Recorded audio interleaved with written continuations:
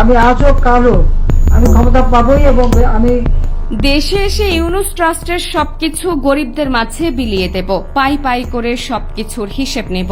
আমার নেতাকর্মীদের গায়ে হাত দেওয়া কাউকে ছাড় দেওয়া হবে না। সাম্প্রতিক আরও একটি অডিও কল ফাঁসে এমনই সব দাবি করতে শোনা গিয়েছে নাটকীয়ভাবে ক্ষমতা হারিয়ে দেশ থেকে ভারত পালানো আওয়ামী লীগ সরকারের নেত্রী শেখ হাসিনাকে, যেখানে একই সাথে হুমকি দেন ইউনুস সরকারের কাছ থেকে সবকিছুর হিসেব নিতে আজও কিংবা কাল তিনি ক্ষমতায় ফিরবেন। একদিন দেশে ফিরে কি করবেন? প্রায় প্রতিদিনই সাবেক প্রধানমন্ত্রী শেখ হাসিনার ফাঁস হওয়া অডিও কলে এর বিস্তারিত শোনা যায়। এবারের ফাঁস হওয়া অডিওতে তিনি সরাসরি নিজের দেশে ফেরত আসা নিয়ে এক বিস্ফোরক দাবি করে বসেছেন। অডিওতে শোনা যায় শেখ হাসিনা বলছেন, আমি আজ হোক কাল হোক আমি ক্ষমতা পাবো এবং আমি আমার জায়গা ফিরে পাবই।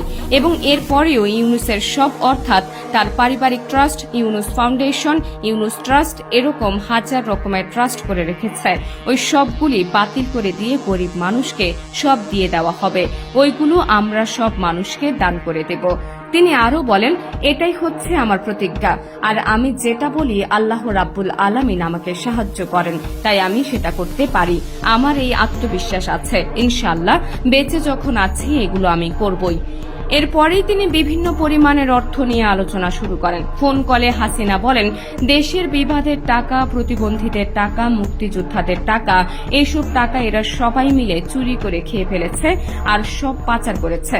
প্রত্যেকটা ছাত্রছাত্রীর জন্য আমরা বই বিনামূল্যে জানুয়ারি মাসের 1 তারিখে দিয়েছি, কিন্তু তারা এখন পর্যন্ত কিন্তু সব বই হাতে দিতে পারেনি। শেখ হাসিনা বলেন, আমরা বই ছাপানোর জন্য যে বাজেট রেখেছি সেখানে আরও অতিরিক্ত 700 কোটি টাকা যোগ করেছে। বই ছাপানোর জন্য নিয়েছে, কিন্তু বইয়ের দেখা নেই। আর সে যদি এত সৎ হতো তাহলে দুর্নীতি দমন কমিশনের মামলাতে সে কন্টেস্ট করল না কেন? অডিওতে প্রধান উপদেষ্টা ডক্টর মোহাম্মদ ইউনুসকে টার্গেট করে এই কথাগুলো বলেন তিনি। একই সাথে সমন্বয়কদের বিরুদ্ধেও পলাতক নেত্রীর অভিযোগের কমতি ছিল না। ফাঁস হওয়া অডিও কলে তাকে বলতে শোনা যায়, ইউনুসের সাথে থাকা সমন্বয়কেরা এখন কত টাকার মালিক, আমরা এসব কিছুর পাই পাই করে হিসেব নেব।